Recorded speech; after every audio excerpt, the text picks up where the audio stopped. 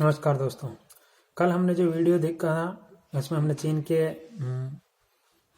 सामरिक महत्व के बारे में पढ़ा था कि चीन का जो क्षेत्र है वो किस तरह विश्व के परिदृश्य में कार्य करता है।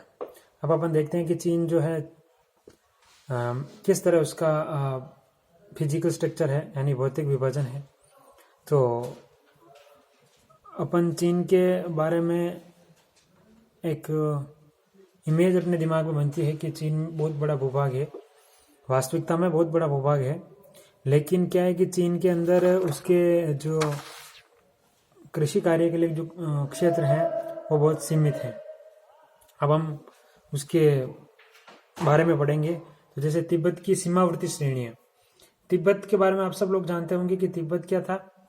1961 से पहले एक स्वतंत्र देश मान सकते हैं, जिसकी कुछ शक्तियां भारत के पास थी। अंग्रेजों ने जब भारत को आज़ाद किया तब कुछ शक्तियां अंग्रेजों ने भारत को दी थी, जैसे वहाँ की रक्षा की। क्योंकि आपको पता हो तो जब भारत पे चीन ने आक्रमण किया था 1961 में, तब भारत की एक चौकी हुआ करती थी लासा में, और उसी चौकी पे सर्वप्रथम चीनियों ने कब्जा किया और उसको वहाँ से हटाया, क्योंकि वहाँ की जितनी भी सूचनाएं होती थी वो भारत सरकार के पास होती थी, और भारत सरकार से ही उनको कुछ जो भी सहायता दी जाती थी वो प्रत्यक्ष और अप्रत्यक्ष तौर पर दी जाती थी। तो चीन को ये पसंद नहीं था, और चीन ने ये कहना पसंद किया था कि जो भारत का जो क्षेत्र है, जहाँ पे जिसमें भी चंगेज खान है या फिर उन्हें प्रवृत्ति राजाओं ने जिन्होंने हमले किए, जहाँ जिस जिस क्षेत्र में उन्होंने हमले किए उन क्षेत्रों पर अधिकार उनका है। जैसे कि कश्मीर वाला भाग देख लो, अरुणाचल प्रदेश वाला, या हिमाचल, सिक्किम, जहाँ पर मंगोलाइड प्रजाति के जैसे लोग अपन को दिखाई देते हैं, उन सारे लोगों पर वो अपना सामरिक महत्व मानते हैं। यानी कि कहने का मतलब यह है कि तिब्बत चीन का कभी हिस्सा रहा नहीं, लेकिन फिर भी चीन ने उनको अपना माना और 61 में हमला करके चीन ने तिब्बत को अपना लिया। तो अब तिब्बत चीन का ही पार्ट है। तो तिब्बत की सीमावर्ती श्रेणियां, तिब्बत आपने देखा होगा कि हिमालय पर्वत है, उस हिमालय पर्वत के जस्ट उत्तर में, यानी हिमालय पर्वत के मध्य भाग में स्थित है तिब्बत। वहाँ के निर्वासित जो राजा माने जाते हैं, या वहाँ के शासन व्यवस्था को चलाने वाला या धार्मिक नेता माना जाता है, उसे लामा कहते हैं। और वही लामा यानी कि दलाई लामा जो वर्तमान में है, वो दलाई लामा अपने भारत में दिल्ली और धर्मशाला में निर्वासित जीवन जी रहे हैं, जिससे कि चाइना और भारत के बीच में जो युद्ध है या वार्ता है जो सफल नहीं हो पाती और किसी तरह से वो प्रतिद्वंदी बनते हैं, तो उस प्रतिद्वंदिता के एक कारण ये भी माना जाता है कि भारत ने तिब्बत से भागे हुए निर्वासित संत को जगह दे दी। ये सारी चीज़ें आप लोगों को सबको पता होगी। अपन ये जो श्रेणियां हैं चीन की, तिब्बत की सीमावर्ती श्रेणियां, इन श्रेणियों में तिब्बत की जो श्रेणियां हैं वो क्या है, जैसे कि हिमालय का निर्माण हुआ वैसे ही है कि भाई हिमालय का निर्माण हुआ नवीन वलित पर्वतमाला के रूप में, तो वो भी नवीन वलित पर्वतमाला के रूप में ही है। इन चीन की जो श्रेणियां हैं, उन श्रेणियों में जैसे उत्तर से चीन के दक्षिण पश्चिम में जो हिस्सा है वो ज्यादातर हिमालय की ऊंची श्रेणियों से आच्छादित है, जिसमें तिब्बत का पार्ट आता है। तो ये 400 किलोमीटर चौड़ी तथा 800 किलोमीटर लंबी विस्तृत है। तो आप देख सकते हैं कि इनका एक जाल, जैसे हिमालय का जाल है अपने जम्मू कश्मीर से शुरू होकर असम तक फैला है, वैसी तरह का एक पूरी श्रृंखला जो है इसमें है। और जबकि इनकी एवरेज ऊंचाई वहां पे अनेक एवरेज ऊंचाई तो 4000 5000 के बीच है, लेकिन इसकी जो अनेक श्रेणियां हैं बीच बीच में उनकी 6000 मीटर तक की इनकी ऊंचाइयां है। इनमें से कुछ ऐसी पर्वतमालाएं हैं जो पूर्व में जुरेसिक या टर्सरिक में बनी हुई है। बीच में जो भाग है जो दृढ़ है, स्थिर है, पठारी भाग, जो कि 3 भागों में बटा हुआ है। प्री कैम्ब्रियन युग में निर्मित वाला भाग है वो आग्नेय में है। उसके अलावा फकुयन मैसिफ है, ये सबसे पूर्व में है। कैंटेन जो मैदान है वहां पर अवस्थित है। ये 2 हो गया। तीसरा हो गया शांगटोंग लोयतुंग मैसिफ, ये है, ये एक प्रायद्वीप है, प्रायद्वीप है, क्योंकि यहाँ का जो शांगटोंग जो है ये चीन के बहुत बड़े भूभाग को घेरा हुआ है। मोड़दार पर्वत श्रेणियां आप जानती हैं, जो मोड़दार पर्वत श्रेणियां है वह मंगोलिया के आसपास की है और इस हिमालय के आसपास वाले क्षेत्रों में पाई जाती है। मंचूरिया का मैदान है, मंचूरियन फूड है जो अपन को ज़्यादातर हिंदुस्तान के आपको हर एक बाजार में मिल जाएगा जहाँ पर खाने का फूड कोर्ट है। मंचूरियन डिश फेमस इसी क्षेत्र की है, इसलिए चाइनीज खाने में मंचूरियन बहुत बड़ा योगदान रखता है। लेकिन मंचूरिया का बहुत बड़ा मैदान है चाइना में, उपजाऊपन भी लिए हुए हैं और यहाँ पे नदियाँ हैं, जैसे उत्तर में सुंगारी और दक्षिण में लियो। सुंगारी और लियो ये उत्तर और दक्षिण में दोनों नदियाँ हैं। ये नदियाँ इस मैदान को सिंचित करती है। चीन का उत्तरी मैदान है वो होंग नदी पे स्थित है, यानी होंग नदी जो मैदान है वो होंग नदी में प्रवाहित होती है, होंग नदी वहाँ पे। और यांगटीसी नदी द्वारा भी निर्मित होता है ये।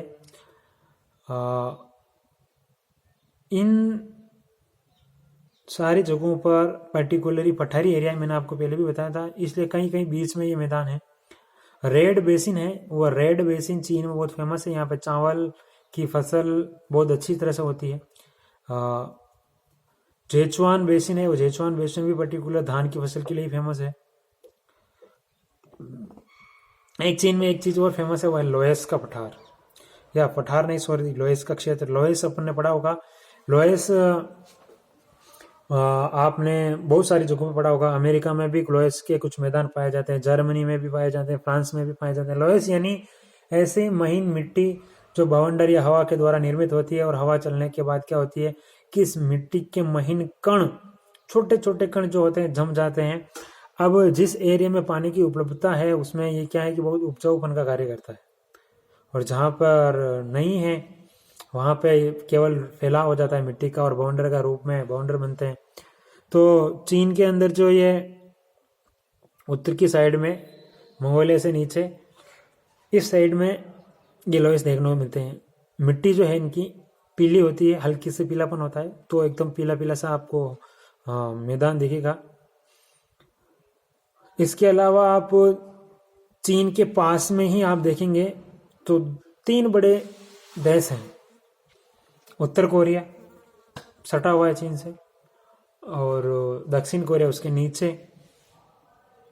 और आपको एक चीज आपने देखी होगी तो ताइपे है या ताइवान, वो भी चीन के दक्षिण में स्थित है। तो ये राष्ट्र भी चीन के पास ही है, और इस चीन की आताताई छवि से ये भी दुखी है। साउथ कोरिया जो है वहाँ पर डेमोक्रेसी है, यानी जनतंत्र है, यानी कि राजतंत्र नहीं है। उत्तर कोरिया में एकदम राजतंत्र है, वो कम्युनिस्ट को फॉलो करता है, लेकिन कम्युनिस्ट जैसी उसकी विचारधारा नहीं है। साउथ कोरिया जो चीन के साथ उसकी इतनी बनती नहीं है, लेकिन उसके जापान और अमेरिका से बहुत अच्छे संबंध है। भारत से भी उसके बहुत अच्छे संबंध है चीन के, और भारत में बिकने वाली अधिकतर जो मोबाइल कंपनी है वो वहीं पे स्थित है। चीन प्रतिस्पर्धा में ताइवान और दक्षिणी कोरिया दोनों से उसके अच्छे संबंध नहीं है, लेकिन वो ताइवान में तो अपना अधिकार क्षेत्र जमाता रहता है, लेकिन साउथ कोरिया कहीं बेहतर गुणा उनसे स्वतंत्र है और अच्छी विकसित देशों की श्रेणी में है।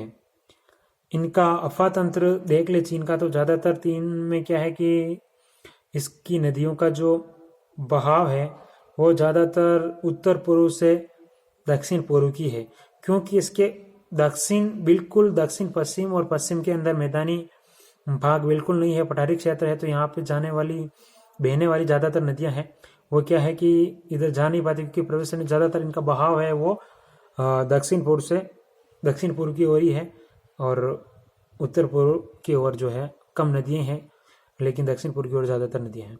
बड़ी नदियाँ जैसे ब्रह्मपुत्रा है, तो ब्रह्मपुत्रा नदी भी चाइना के बहुत बड़े हिस्से से होकर गुजरती है। मानसरोवर साइड से ये नदी आती है, इसमें और साइलविन भी है। बहुत सारी नदियाँ जो म्यांमार में होकर, इरावती नदी है, ये सब म्यांमार में होके आती है, लेकिन इससे पहले ये चीन में बह के आती है। तो चीन ने इन नदियों पर बहुत बड़ी परियोजनाएं बना रखी है, और एशिया में बड़ी नदियों में वांगो यांग तीसी क्यांग नदियाँ हैं, और वांगहो नदी है वो तो चीन का शौक कहलाती है, क्योंकि ये जहाँ पे बहती है वहाँ पे अपने रास्ते बदलने में बहुत ही तेज गति से अपने रास्ते बदलती है, इसलिए कहीं पर भी अचानक बाढ़ आ जाती है और ये चीन का शोक कहलाती है वांग हो नदी। बाकी टीसिक्यांग ये नदी है, ये बड़ी नदी है। इसके अलावा चीन अपनी जो अभी वर्तमान स्थिति में है वो उसमें बहुत ही अच्छी स्थिति कामयाबी की ओर है, क्योंकि चीन का जो उत्पादन करने का जो तरीका है वो बाकी के राष्ट्रों से अलग है। चीन किसी भी प्रोडक्ट को सस्ते दामों पर बेच के डंपिंग करता है, यानी कि एक राष्ट्र में किसी राष्ट्र में सस्ते दाम पर अपना माल बेच देता है और वो माल बेचने के बाद क्या करता है कि वहाँ की लोकल कंपनियों को फेल कर देता है, और दूसरे राष्ट्र ये समझ नहीं पाते हैं कि चीन इतनी सस्ती दर पे हमें माल कैसे दे रहा है। सपोज करो अपने देश में ही अगर कोई चीज़ 5 रुपए की मिल रही है और वही चीज़ चीन की हमें 2 रुपए में मिल जाती है, तो हम ये सोचते हैं कि यार इतनी सस्ती चीज़ हम हिंदुस्तान में बनी हुई क्यों ना लाके चाइना से ले लें। इसका मतलब ये है कि हिंदुस्तान में जो चीज़ बन रही है उसकी कॉस्ट ज़्यादा है, उस पर जो खर्च है वो ज़्यादा है। चाइना क्या करता है कि एक आइटम पे 10 पैसे कमाएगा तो 100 आइटम बेच के 1 रुपया कमाने की सोचेगा या 10 रुपये से कमाने की सोचेगा। हम एक आइटम पे 10 रुपये या 5 रुपये कमीशन ज़्यादा कमाने की सोचते हैं, इसलिए क्या है कि वो ज़्यादा सामान का उत्पादन करता है और कम पैसे ज़्यादा सामान बेचता है और कम पैसे उससे ज़्यादा पैसे बनाने की सोचता है। और हमारे यहाँ ये है कि हम टिकाऊ बनाए, अच्छी बनाए। चाइना इस तरह की कोई स्ट्रेटेजिक नहीं है उसकी, वो इसी तरह का माल बनाता है और दुनिया को देता है। और आज की जो अर्थव्यवस्था है, मंदी का दौर है, इस व्यवस्था में हर इंसान चाहता है कि हमें कम पैसों में अच्छी चीज़ मिल जाए। तो दिखावटीपन अच्छा होता है, लेकिन वास्तविकता में चीन के जो अर्थव्यवस्था वाली है डंपिंग वाली स्थिति है, यानी एक राष्ट्र को बर्बाद करना अपनी अर्थव्यवस्था में सामान बेच के।